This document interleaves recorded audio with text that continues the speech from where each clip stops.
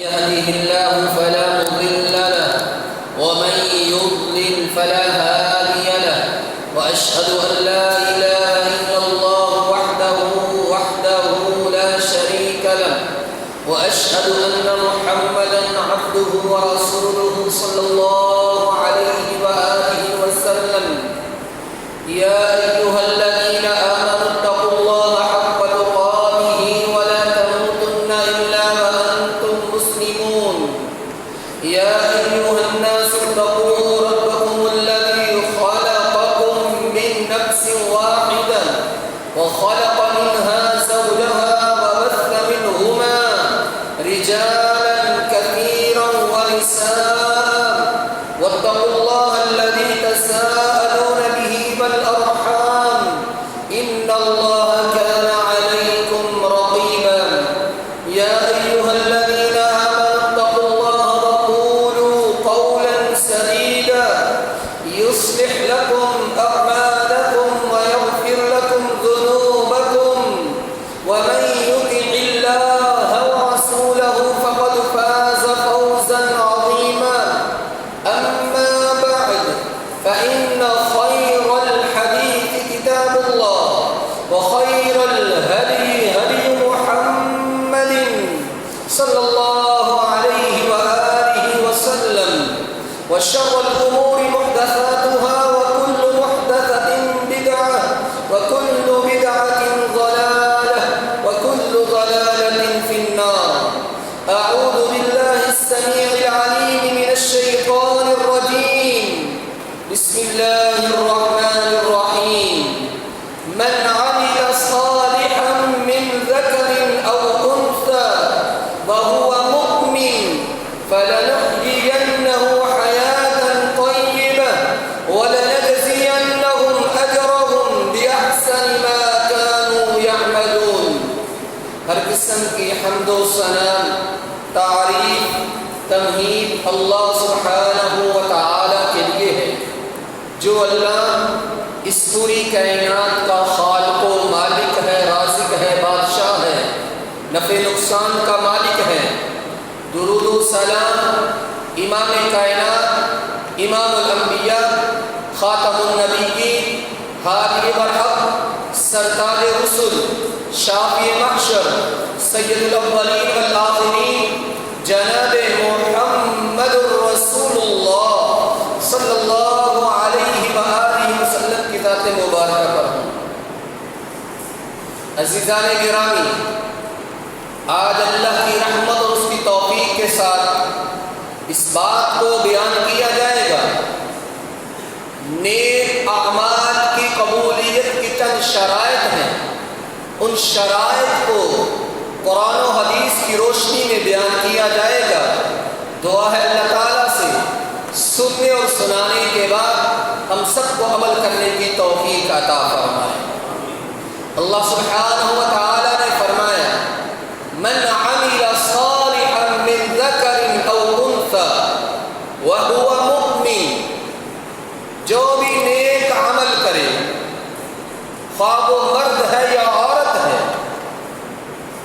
وهو مؤمن، وہ مومن ہو، اس کا اللہ پہ ایمان اور یقین ہو، اللہ پہ بھروسہ ہو، اللہ پہ توکل ہو، اسی خالق کو اپنا مالک اور رازق سمجھے، اسی اللہ کو سجدے کے لائق سمجھے، نظر و نیاز کے لائق سمجھے، اللہ پہ ایمان ہو، وَهُوَ مُؤْمِن، شرط یہ ہے کہ وہ مومن ہو۔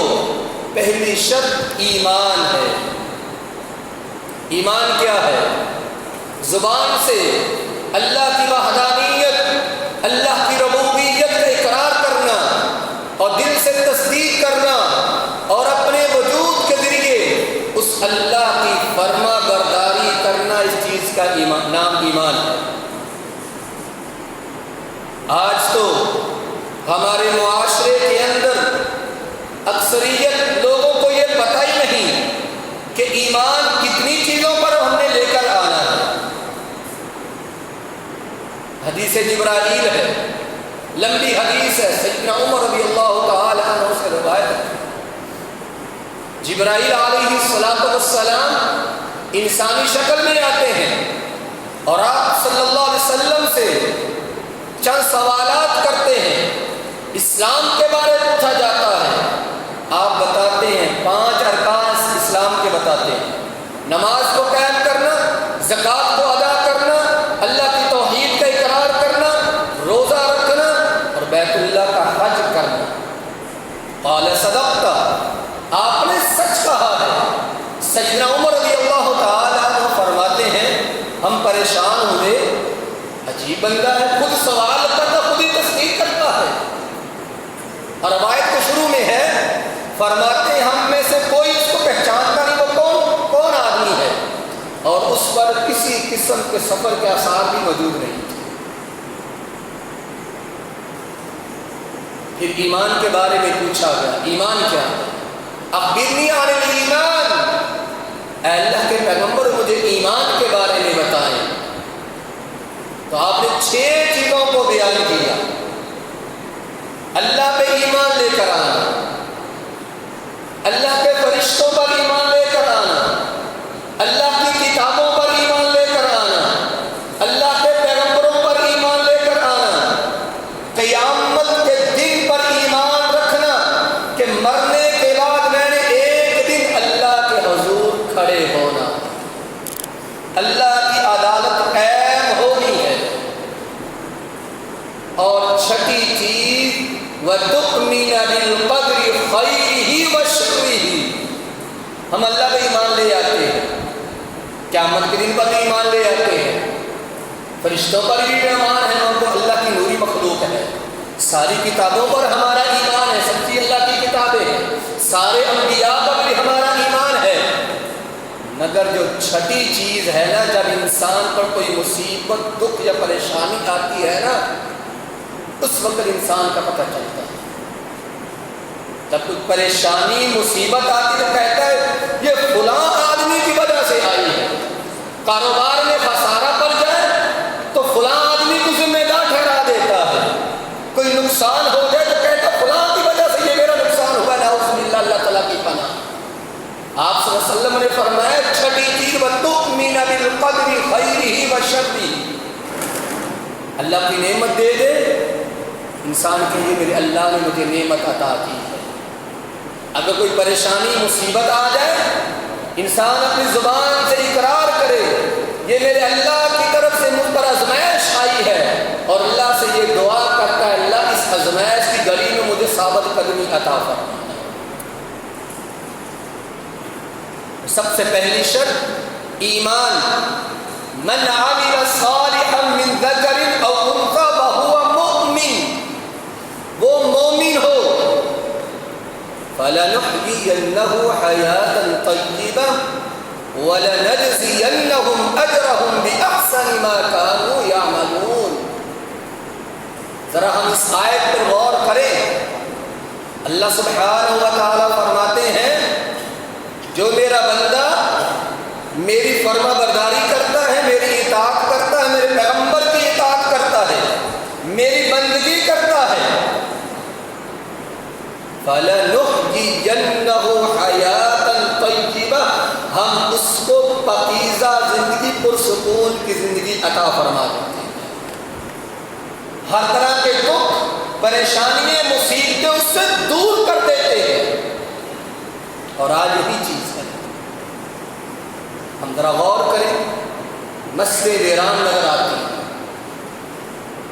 اور بازار بھرے ہوئے ہیں، اللہ کی نافرمانی کے جو اڈے ہیں جہاں پہ کھلے عام اللہ کی نافرمانی ہوتی ہے وہ بھرے ہوئے ہیں اور مسجدیں ویران ہیں۔ اللہ تعالیٰ فرماتے ہیں کہ ہم اس کو پاکیزہ زندگی عطا کرتے ہیں، اور دوسرے مقام پر فرمایا جو میرا بندہ میری نافرمانی کرتا ہے، میرے حکم سے روگردانی کرتا ہے، میرے پیغمبر کی نافرمانی کرتا ہے، سورۃ طٰہٰ کی آیات کا ہم مطالعہ کریں، وَمَنْ أَعْرَضَ عَنْ ذِكْرِي فَإِنَّ لَهُ مَعِيشَةً ضَنْكًا وَنَحْشُرُهُ يَوْمَ الْقِيَامَةِ أَعْمَىٰ۔ اللہ سبحانہ و تعالیٰ فرماتے ہیں جو بھی میرا بندہ میرے ذکر سے روگردانی کرتا ہے، منہ پھیر لیتا ہے، میری نافرمانی کرتا ہے، معیشت ضنقا، ہم اس کی معیشت کو، اس کی زندگی کو اس کے لیے تنگ کر دیتے ہیں۔ اربوں خربوں کا انسان کے پاس موجود ہے، مگر دل کا سکون انسان کے پاس موجود نہیں ہوتا۔ آگے پیچھے گاڑیاں ہی گاڑیاں، باڈی گارڈ کی، محافظوں کی گاڑیاں ہی گاڑیاں، دائیں بائیں، رات کو سکون کی نیند بھی نصیب نہیں ہوتی۔ اور وجہ اور سبب کیا ہے؟ اللہ کے ذکر سے، اللہ کے حکم سے روگردانی کرتا ہے، اللہ کی نافرمانی کرتا ہے۔ وَنَحْشُرُهُ يَوْمَ الْقِيَامَةِ أَعْمَى، کل قیامت کے دن ہم اس کو اندھا کر کے اٹھائیں گے جو میری نافرمانی کرنے والے، میرے ذکر سے اعراض کرنے والے۔ 5 وقت مؤذن یہ کہتا ہے اللہ اکبر، اللہ اکبر، اس کے کان میں آواز بڑھتی، اللہ سب سے بڑا ہے، وہ اللہ وحدہ لا شریک ہے، آجا کامیابی کی طرف، فلاح کی طرف آجا، اللہ کی فرما برداری کر لے، اس اللہ کے علاوہ کوئی الہ نہیں ہے، مگر یہ دنیا میں مگن ہے، دنیا کو اکٹھا کرنے میں مگن ہے، مصروف ہے، بس دنیا ہی دنیا اس کا مقصد ہوتا ہے، صبح سے لے کر شام تک دنیا کو اکٹھا کرتا رہتا ہے، پھر بھی یہ کہتا ہوا نظر آتا ہے پوری نہیں پڑتی، آمدن کم ہے، اخراجات زیادہ۔ اللہ سبحانہ و تعالی فرماتے ہیں کل قیامت کے دن اس کو اندھا کر کے ہم اٹھائیں گے۔ قال ربی لم حشرتنی اعمی وقد كنت بصیرا قال كذلك اتتك آیاتنا فنسیتها وكذلك اليوم تنسى، کہے گا اللہ دنیا میں تم نے مجھے آنکھوں جیسی نعمت سے نوازا تھا، آج میری آنکھوں کی بنائی کہاں چلی گئی ہے، میں اندھا ہو چکا ہوں، مجھے کچھ نظر نہیں آتا۔ اللہ سبحانہ و تعالیٰ فرمائیں گے میرے بندے تو دنیا میں ہم کو بھول چکا تھا، آج ہم تجھ کو بھول چکے۔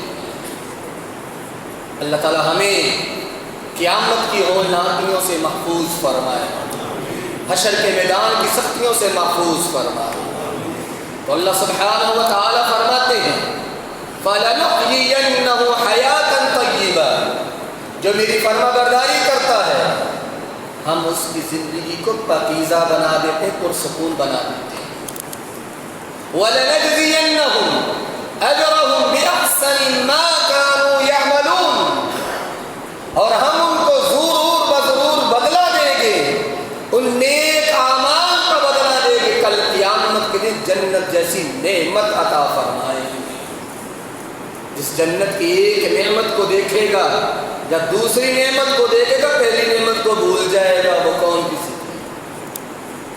جس جنت کے اندر نہ بیماری ہوگی، نہ بھوک لگے گی، نہ پیاس لگے گی، نہ بڑھاپا آئے گا، نہ موت آئے گی، نہ بیماری آئے گی، پرسکون کی زندگی بسر کرے گا، فَهُوَ فِي عِيشَةٍ رَاضِيَةٍ، عیش و عشرت کی زندگی گزارے گا انسان۔ تب یہ نعمت ملے گی جب انسان اس خالق کا ہو جائے گا، کل قیامت کے دن وہ خالق اس اپنے بندے کو راضی کر دے گا۔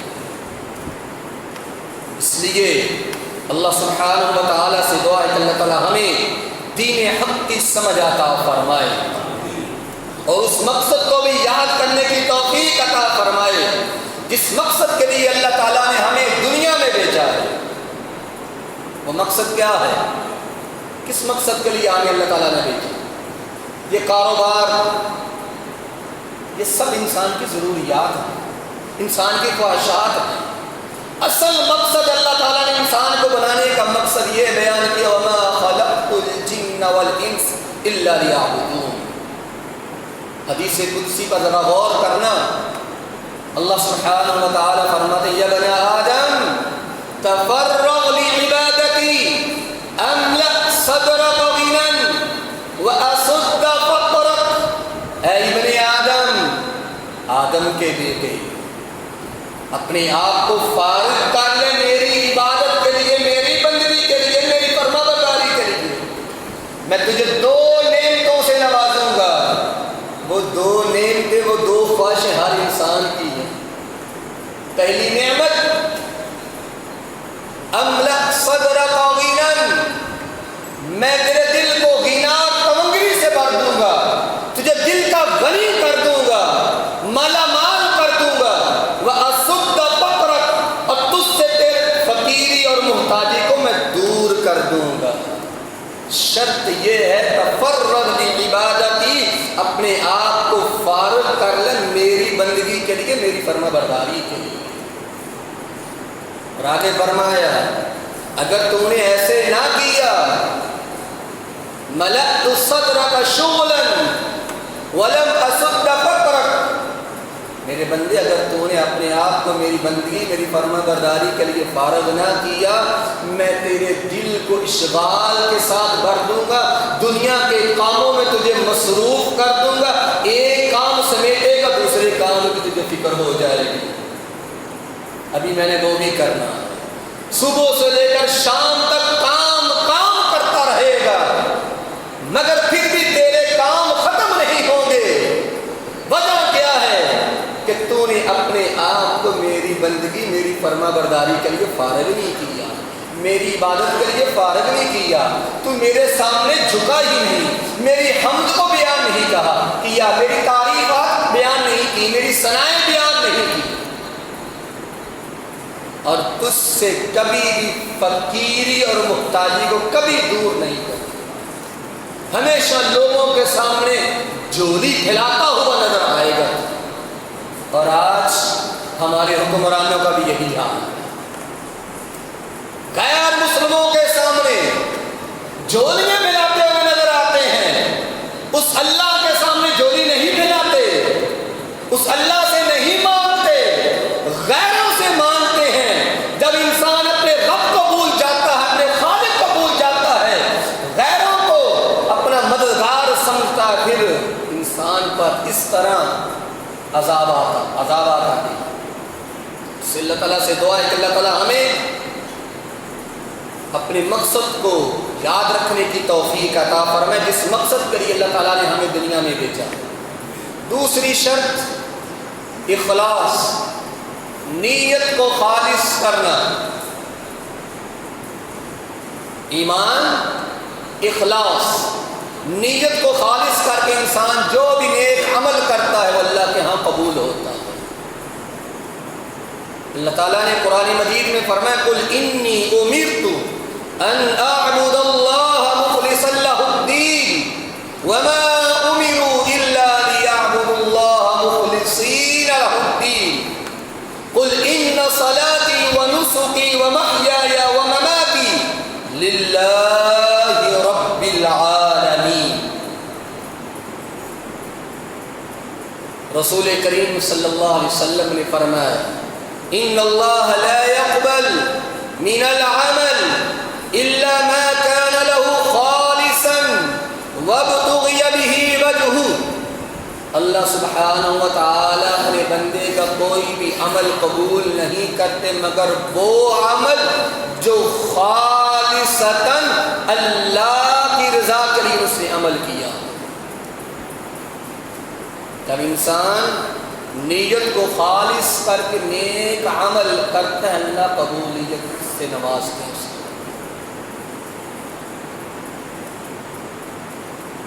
اور دوسری حدیث میں فرمایا وہ 3 آدمی جو غار کے اندر پھنس گئے تھے، تینوں نے کیا کہا تھا؟ لا ينجيكم من هذه الصخرة إلا أن تدعوا الله تعالى لصالح أعمالكم، اب ہمیں کوئی چیز نجات دے سکتی ہے وہ عمل ہم یاد کریں جو خالصتاً مخلص ہو کہ ہم نے اللہ کی رضا کے لیے عمل کیا تھا۔ واقعہ آپ نے بے شمار مرتبہ سنا ہے۔ ایک نے کہا اللہ والدین کی فرما برداری، دور نکل گیا رات کو واپس ہے، معمول کے مطابق دودھ لے کے کھڑا ہو گیا۔ والدین کو بیرام کرنا ناپسند کیا کہ بیرام نہیں کرنا۔ صبح اٹھے میں ان کو دودھ دیا، میرے بچے روتے روتے سو گئے۔ اللہ تیری رضا کے لیے میں نے یہ عمل کیا تو قبول کر لے، ہمیں اس عذابات سے نجات عطا کر۔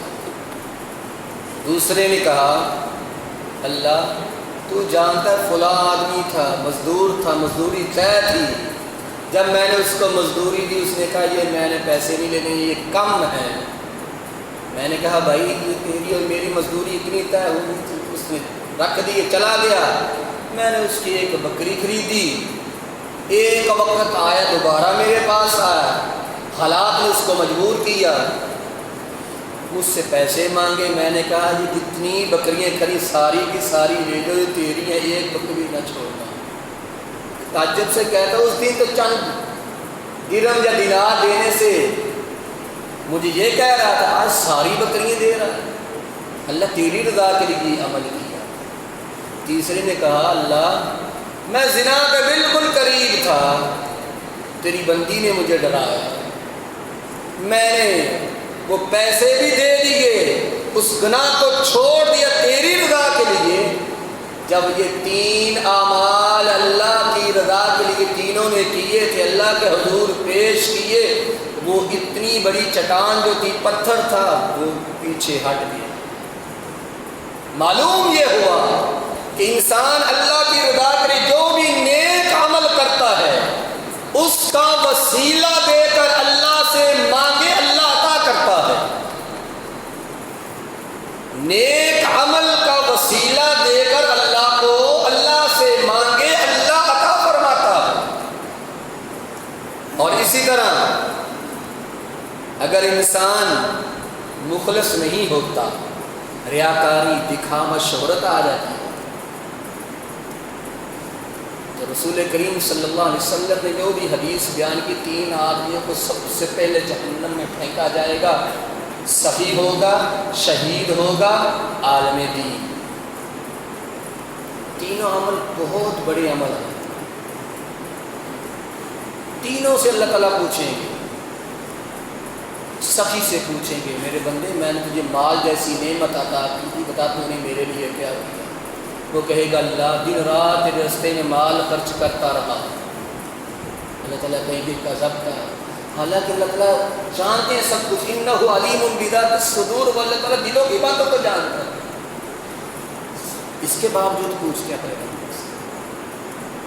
آپ اللہ سبحانہ و تعالیٰ فرمائے کذبت، تو نے جھوٹ بولا ہے، دنیا کی شہرت کے لیے کیا تھا، میری رضا کے لیے نہیں کیا تھا۔ دنیا میں تمہیں وہ مل گیا، لوگوں نے تمہیں سخی کہا، بہت مالدار ہے، بڑی سخاوت کرنے والا ہے، تیرے چرچے دنیا میں ہو گئے، آج میرے پاس تیرے لیے کچھ بھی نہیں ہے۔ شہید سے پوچھا جائے گا، اللہ تعالیٰ کہیں گے میرے بندے میں تجھے جوانی جیسی نعمت عطا کی تھی، بات بتا میرے بندے تو نے میرے لیے کیا کیا؟ عالم دین سے بھی پوچھا جائے گا، عالم دین کہے گا اللہ تیری رسم تبلیغ کرتا رہا، دن رات قرآن پڑھاتا رہا، سکھاتا رہا، واعظ و نصیحت کرتا رہا۔ تینوں کو جواب اللہ تعالیٰ یہی دیں گے کذبت، تم جھوٹ بولتے ہو، دنیا کی شہرت کے لیے تم نے یہ عمل کیا تھا، وہ دنیا میں تم کو کہا گیا، کسی کو علامہ کہا گیا، بہادر کہا گیا، صحیح کہا گیا، آج میرے پاس تمہارے لیے کچھ بھی نہیں ہے۔ اور فرشتوں کو حکم ہوگا ان کو منہ کے بل گھسیٹتے ہوئے جہنم کی دہتی ہوئی آگ میں، والعیاذ باللہ۔ اللہ تعالی ہم سب کو محفوظ فرمائے۔ اس لیے نیت کا خالص کرنا، خالصتاً اللہ کی رضا کے لیے عمل کرنا۔ اگر انسان کی نیت خالص نہیں ہے وہ اللہ کے یہاں عمل قبول نہیں۔ اگر انسان اخلاص کی علامات کو دیکھنا چاہتا ہے کہ میرے اندر اخلاص موجود ہے کہ نہیں، سب سے پہلی چیز اس چیز کو اختیار کے عمل کرنے والا شخص کسی کی تعریف یا مذمت دونوں کو برابر سمجھے، کوئی تعریف کرے یا مذمت کرے، اس کا مقصد یہ ہوتا ہے کہ میرا اللہ مجھ سے راضی ہو جائے، میں نے اپنے اللہ سے اجر و ثواب لے۔ دوسری عمل کا اجر آخرت میں امید رکھے۔ تیسری چیز، لوگوں کی نظروں سے اوجھل ہو کر چھپ چھپ کر عمل کرنے کی کوشش کرے۔ چوتھی چیز، ظاہری طور پر اور باطنی طور پر ایک ہو، یہ نہیں زبان سے کچھ کہتا ہو اور دل میں کچھ ہو، منافق نہ ہو، نفاق کو اختیار نہ کرے۔ پانچویں چیز، اعمال صالحہ کی عدم قبولیت سے ڈرے، کہیں یہ عمل اللہ کے ہاں میرا قبول ہوا ہے کہ نہیں۔ اور چھٹی چیز، خود پسندی، غرور، تکبر، ان بیماریوں سے محفوظ رہے۔ جب انسان ان بیماریوں سے محفوظ رہتا، اللہ تعالیٰ اخلاص جیسی نعمت سے نوازتے ہیں۔ تیسری شرط عمل کی قبولیت کے لیے، وہ عمل رسول اللہ صلی اللہ علیہ وسلم کے بتائے ہوئے طریقے کے مطابق ہو۔ اللہ سبحانہ و تعالی نے قرآن مجید میں یہ فرمایا، وَمَا آتَاكُمُ الرَّسُولُ فَخُذُوهُ وَمَا نَهَاكُمْ عَنْهُ فَانْتَهُوا، جو میرا پیغمبر تم کو عطا کر دے، یعنی جس چیز کے کام کرنے کا حکم دے دے وہ کام کر لو، اور جس چیز سے میرا پیغمبر تم کو منع کر دے اس سے رک جاؤ۔ قرآن مجید کی بے شمار آیات ہیں جو اس بات پر دلالت کرتی ہیں کہ اللہ اور اس کے پیغمبر کی اطاعت و فرما برداری۔ اگر وہ انسان رسول اللہ صلی اللہ علیہ وسلم کے بتائے ہوئے طریقے کے مطابق زندگی نہیں بسر کرتا، منچانی کی زندگی گزارتا ہے، ہدایت واضح ہونے کے بعد ہدایت کے رستے کو اختیار نہیں کرتا، کل قیامت کے دن اللہ سبحانہ و تعالی ایسے شخص کو جہنم کی دہتی ہوئی آگ کے اندر پھینکے۔ رسول کریم صلی اللہ علیہ وسلم نے فرمایا، من اطاعنی دخل الجنہ ومن عصانی فقد ابا۔ ایک دن فرمایا، میری ساری کی ساری امت جنت میں جائے گی مگر وہ شخص جس نے جنت جانے سے انکار کر دیا۔ صحابہ اکرام رضوان اللہ علیہ اجمعین پریشان ہو جاتے ہیں، کوئی جنت جانے سے بھی انکار کرتا ہے؟ فرمایا، ہاں، من اطاعنی دخل الجنہ، جس نے میری فرما برداری کی، میرے طریقے کو اپنایا، میری سنت کو اپنایا، وہ جنت میں جائے گا۔ جس نے میرا طریقہ چھوڑ دیا، میری سنت کو چھوڑ دیا، اس نے جنت جانے سے انکار کر دیا۔ اور ایک حدیث میں فرمایا، اے میرے صحابہ، میں تم کو ایسے دین پر چھوڑ کر جا رہا ہوں جس کی راتیں بھی دن کی طرح روشن ہیں۔ کیا مطلب؟ ہر چیز واضح ہے اس دین کے اندر، حلال کام بھی واضح ہے، حرام کام بھی واضح ہے، ہر چیز میں نے تم کو بتا دی ہے، اور اس دین سے وہی اعراض کرے گا، منہ پھیرے گا جو ہلاک ہونے والا، تباہ ہونے والا، برباد ہونے والا۔ معلوم یہ ہوا، جس نے رسول اللہ صلی اللہ علیہ وسلم کی سنت کو چھوڑ دیا، آپ کے طریقے کو چھوڑ دیا، اس نے ہلاکت اور تباہی والے رستے کو اختیار کر لیا۔ آج ہماری نظر میں جتنا مرضی وہ اچھا عمل ہو، اگر اس عمل پر رسول اللہ صلی اللہ علیہ وسلم کا عمل نہیں تھا، صحابہ کا عمل نہیں تھا، فَهُوَ رَدٌّ، وہ اللہ کے ہاں ناقابل قبول عمل ہے۔ ساری رات وہ عمل کرتا رہے۔ قرآن مجید میں اللہ سبحانہ و تعالی نے سورۃ الغاشیہ کی ابتدائی آیات میں فرمایا، عاملۃ ناصبہ تصلی نارا حامیہ،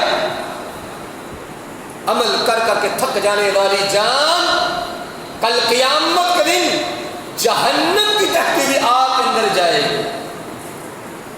وجہ سبب کیا؟ یہ بھی ہوگا، ایک تو اخلاص نہیں، یا یہ وجہ ہوگی، یا پھر وہ عمل رسول اللہ صلی اللہ علیہ وسلم کے بتائے ہوئے طریقے تعلق اس نے عمل کیا ہی نہیں۔ اور قرآن مجید میں دوسری جگہ فرمایا فویل للمصلین، فویل للمصلین، ہلاکت ہے، تباہی ہے، بربادی ہے نمازیوں کے لیے، الذین هم عن صلاتهم ساہون الذین هم یراؤون، ان نمازیوں کے لیے جو اپنی نمازوں میں سستی کرنے والے، ان نمازیوں کے لیے ہلاکت ہے، تباہی ہے، بربادی ہے، جو ریاکاری، دکھاوا، شہرت کے لیے نمازیں پڑھا کرتے تھے، ریاکاری، دکھاوے اور شہرت کے لیے عمل کیا کرتے تھے، ان کے لیے ہلاکت ہے، تباہی ہے، بربادی ہے۔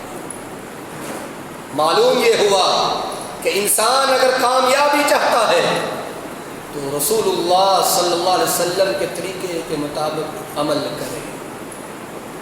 اسی طرح سورہ احزاب کی آخری آیات ہے یوم تقلب وجوہہم فی النار، ان آیات کا گھر جا کے مطالعہ کیجیے۔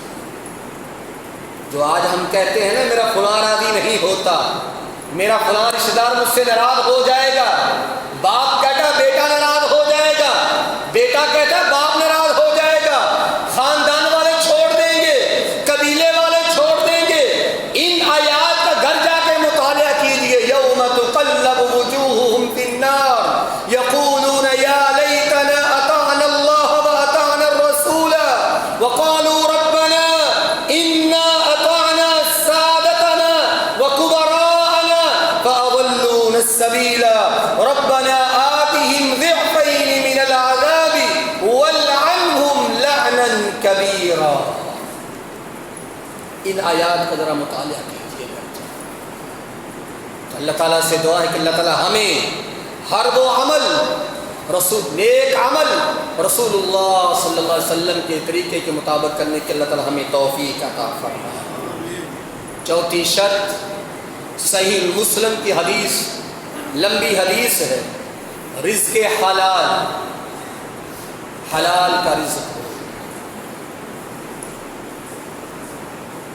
رسول اللہ صلی اللہ علیہ وسلم کے صحابی سیدنا ابو ہریرہ رضی اللہ تعالی عنہ سے مروی ہے کہ آپ صلی اللہ علیہ وسلم نے فرمایا ان اللہ تعالی طیب لا يقبل الا طیبا وان اللہ امر المؤمنین بما امر به المرسلین۔ بے شک اللہ سبحانہ و تعالی پاک ہیں، پاک چیز کو قبول کرتے ہیں۔ اللہ سبحانہ و تعالی اس چیز کا مومنوں کو حکم دیتے ہیں جس چیز کا حکم اللہ سبحانہ و تعالی نے اپنے پیغمبروں کو دیا تھا۔ پیغمبروں کو طیبات وعملوا صالحا، اے میرے پیغمبروں پاکیزہ کھاؤ اور نیک عمل کرو۔ مومنوں کو حکم کیا دیا؟ یا ایھا الذین آمنوا کلوا من طیبات ما رزقناکم، اے وہ لوگوں جو ایمان لے آئے ہو، کھاؤ پاکیزہ رزق کھاؤ جو ہم نے تم کو عطا کیا ہے۔ رزق کھانے کے بعد واشکروا نعمت اللہ کی نعمتوں پر اس کا شکریہ ادا بھی کرنا ہے۔ زبان سے اللہ کی حمد، اللہ کی تعریفیں بیان کرے، اللہ کی ثنائیں بیان کرے، اس وجود کے ذریعے اللہ کی فرما برداری کرے، اللہ کی اطاعت کرے، یہ انسان اللہ کی نعمتوں پر شکریہ ادا کرے۔ ان کنتم ایاہ تعبدون، اگر ہو تم اس اللہ کی عبادت کرنے والے۔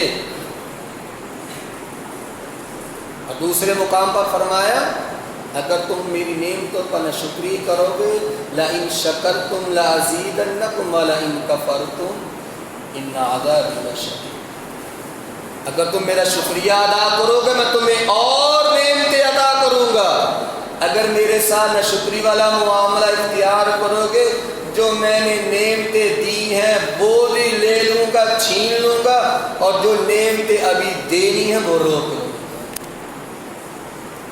پھر آپ صلی اللہ علیہ وسلم نے ایسے آدمی کا ذکر کیا، ثم ذکر الرجل یطیل السفر اشعث اغبر یمد یدیہ الی السماء، لمبا سفر کر کے آتا ہے، سفر کرنے کی وجہ سے بال بکھرے ہوئے ہیں، کپڑے گرد و غبار کی وجہ سے بھرے ہوئے ہیں۔ آج ہم سفر کر کے آتے ہیں، ہم آئینے میں دیکھ لیں اپنا حال، ہمارا کیا حال ہوتا ہے جب ہم سفر کر کے واپس آتے ہیں گھر۔ مسافر شخص کی اللہ تعالیٰ دعا کبھی رد نہیں کرتے۔ سفر کی حالت میں ادھر ادھر کی باتوں کی بجائے انسان اللہ سے دعائیں کرے، اللہ سے التجائیں کرے، فریادیں کرے، اور اللہ سے سب سے پہلے یہ دعا زیادہ کرے، اللہ ایمان کی حالت میں مجھے موت عطا کر دے، خاتمہ بھی ایمان میرا کر دینا۔ سفر کی حالت میں انسان اللہ سے کم سے یہ تو دعا کر لے۔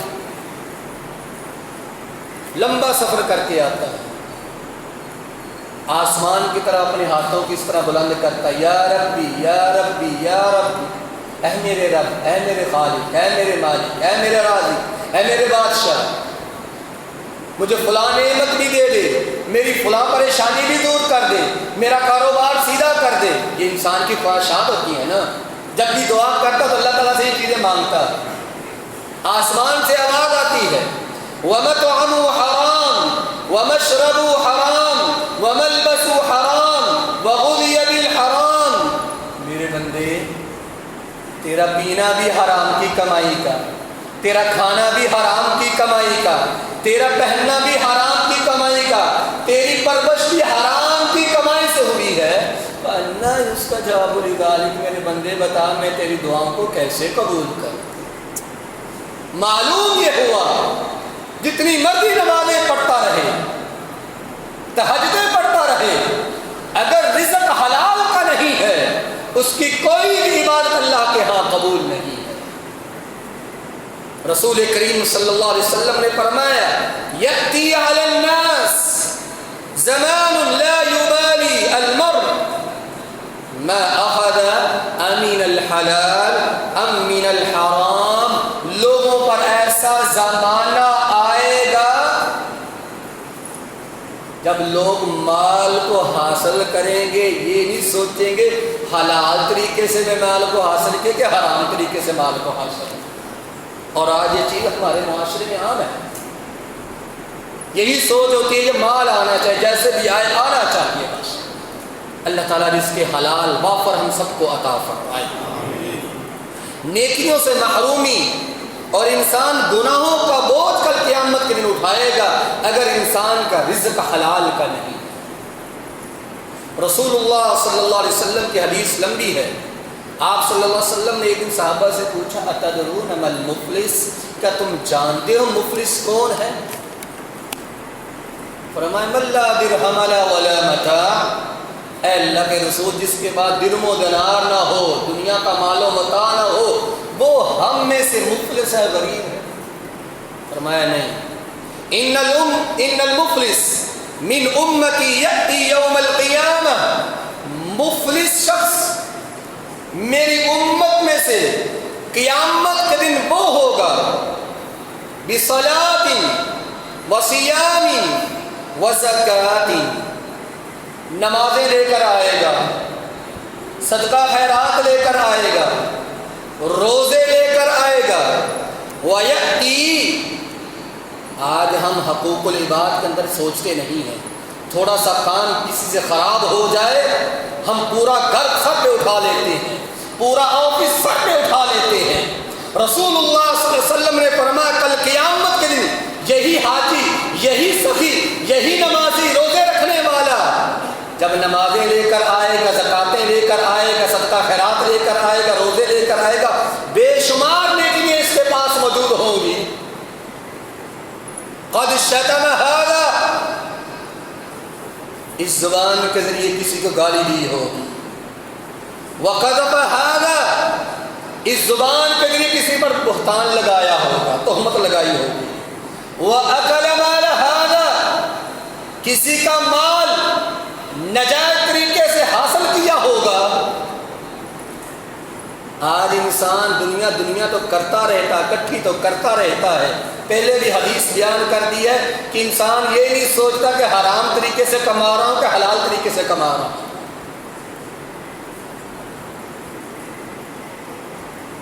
وَأَكَلَ مَالَ ھذا، جھوٹی قسم اٹھا کر، دھوکہ کر کے کسی کا مال ضبط کیا ہوگا۔ رسول کریم صلی اللہ علیہ وسلم نے یہاں تک فرمایا اگر انسان ایک بلش، یہ کتنی کی زمین آئے گی جہاں پہ پاؤں بھی نہیں رکھا جائے گا، اتنی زمین نجائز طریقے سے قبضہ کرتا ہے، کل قیامت کے دن 7 زمینیں اس کا توگ اس کے گلے میں پہنا کر اس کو جہنم میں پھینکا جائے گا۔ اور اس حدیث میں بھی غور کریں، وَأَكَلَ مَالَ هَذَا، کسی کا مال نجائز طریقے سے کھانے والا، وَضَرَبَ هَذَا، کسی کو نجائز مارا بھی ہوگا، فَيُعْطِي هَذَا مِنْ حَسَنَاتِهِ وَهَذَا مِنْ حَسَنَاتِهِ، اللہ تعالیٰ فرشتوں کو کہیں گے اس کی اب نیکیاں پکڑو، یہ حاجی صاحب نمازی صاحب کی نیکیاں پکڑو، جو یہ حق لینے والے موجود ہیں نا، کسی کا مال کھایا، کسی پر تہمت لگائی، کسی کو مارا ہے، کسی کو گالی دی ہے، کسی کو برا بھلا کہا ہے، کسی کی عزت کو اچھالا ہے دنیا میں، ان کو نیکیاں دینا شروع کر دو۔ فرشتے نیکیاں دینے شروع کر دیں، فَإِنْ فَنِيَتْ حَسَنَاتُ قَبْلَ أَنْ يُقْضَى مَا عَلَيْهِ، نیکیاں ختم ہو جائیں گی، حق لینے والے بھی موجود ہوں گے، نیکیاں ختم۔ اللہ تعالیٰ فرمائیں گے اُخِذَ مِنْ خَطَايَاهُمْ فَطُرِحَتْ عَلَيْهِ ثُمَّ طُرِحَ فِي النَّارِ وَالْعِيَاذُ بِاللَّهِ۔ اللہ تعالیٰ ہم سب کو محفوظ فرمائے۔ فرمایا جائے اب ان کی خطائیں پکڑ کر اس پر ڈالو اور اس کو جہنم کی تحقیر آگ اندر پھینک دو۔ اللہ تعالیٰ ہم سب کو محفوظ فرمائے، دین حق کی سمجھ عطا فرمائے، سمجھ عطا فرمانے کے بعد مجھے بھی اور آپ کو بھی اللہ تعالیٰ اس دین پر عمل کرنے والا بنائے، عمل کرنے کے بعد اس دین کو آگے پہنچانے والا بھی بنائے۔ وآخر دعوانا ان الحمد للہ رب العالمین۔